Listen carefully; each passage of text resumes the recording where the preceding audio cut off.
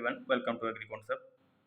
तो इस वीडियो में अपन बात करेंगे what is the difference between GDP and GNP. Gross domestic product में अंदर क्या डिफरेंस है और ग्रोस नेशनल प्रोडक्ट में क्या डिफरेंस है। काफ़ी इजी वे में समझने वाले और काफ़ी शॉर्ट वीडियो के माध्यम से समझाऊंगा मैं आपको। तो यहाँ पे देखेंगे ग्रोस डोमेस्टिक प्रोडक्ट जो जीडीपी है उसका जो फोकस होता है वो एक पर्टिकुलर लोकेशन पे होता है, जो हमारी कंट्री के ऊपर फोकस रहेगा।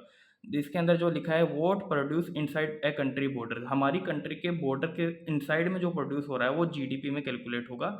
अगर हम वही अपन ग्रोस नेशनल प्रोडक्ट की यहाँ पे बात करते हैं तो जो चीज़ें what produce by a country's residents and companies wherever they are, जो हमारी कंट्री के जो लोग हैं या जो हमारी कंट्री की जो कंपनियां हैं वो क्या प्रोड्यूस करिए, कितना प्रोड्यूस करिए, वेर एवर दे आर, मतलब कि वो कंट्री से हमारी कंट्री से बाहर भी हो सकती है।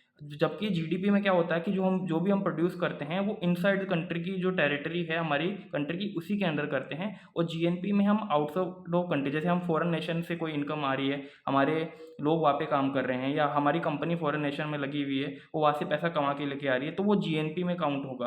वेरस अगर हम कंट्री की या हमारी डोमेस्टिक टेरिटरी की बात करते हैं वो हमारा जीडीपी के अंदर आएगा। और इसके बाद में नेक्स्ट देखते हैं कि आपको एग्जाम्पल से समझा रखा है कि इसमें क्या होगा। जीडीपी में includes foreign companies operating in the country, तो जीडीपी में वो जो फॉरेन कंट्रीज अगर हमारे यहाँ पे कंट्रीब्यूट कर रही है या आके ऑपरेटिंग कर रही है इंडिया में, तो वो भी हमको टैक्स देती है, वो भी हमको पैसा मिलता है वहाँ से भी, तो वो भी जीडीपी में इंक्लूड होगा। और वेयरस जीएनपी की अगर बात करें तो इंक्लूड डोमेस्टिक ऑपरेटिंग अब्रोड, मतलब कि हमारी जो कंपनियां अब्रोड के अंदर आउट ऑफ इंडिया या अदर कंट्रीज में जो काम कर रही है वो जीएनपी में इंक्लूड होगा।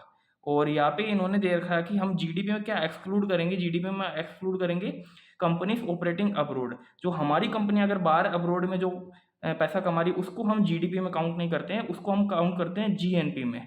और यहाँ पे जो दे रखा है जीएनपी है, तो foreign companies operating in country, जो फॉरेन कंट्रीज हमारे अगर इंडिया में आके काम करी तो उसको हम जीएनपी में काउंट करने वाले हैं। तो आपको आई होप सिंपल लैंग्वेज में समझ में आएगा कि जीडीपी में जो हमारी कंट्री है उसके अंदर जो भी प्रोड्यूस हो रहा है वो जीडीपी में आएगा, चाहे वो फॉरेन कंट्री आके हमारी कंट्री में क्यों ना प्रोड्यूस करे, तो वो जीडीपी में आएगा।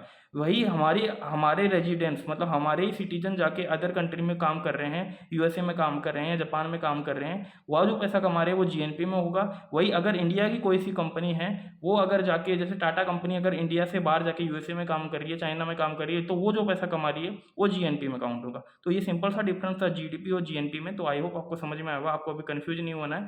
जीडीपी में आपका जो डोमेस्टिक टेरिटरी है उसी को इंक्लूड करता है, वही जीएनपी में आपका एज ए होल, मतलब कि पूरे वर्ल्ड के अंदर जो भी हम इंडियंस काम कर रहे हैं, हमारी कंपनियां काम कर रही है, वो सब कुछ इसमें इंक्लूड करता है।